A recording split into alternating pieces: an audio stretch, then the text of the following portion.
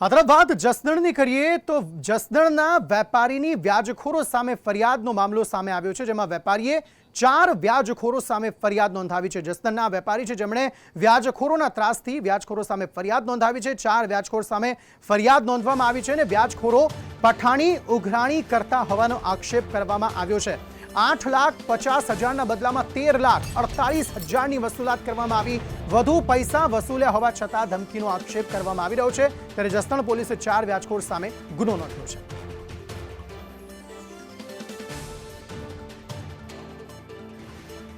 ચાર વ્યાજખોર સામે ફરિયાદ નોંધવામાં આવી છે અને વ્યાજખોરો પઠાણી ઉઘરાણી કરતા હોવાનો આક્ષેપ કરવામાં આવ્યો છે। 8,50,000ના બદલામાં 13,48,000ની વસૂલાત કરવામાં આવી। વધુ પૈસા વસૂલ્યા હોવા છતાં ધમકીનો આક્ષેપ કરવામાં આવી રહ્યો છે, ત્યારે જસદણ પોલીસે 4 વ્યાજખોર સામે ગુનો નોંધ્યો છે।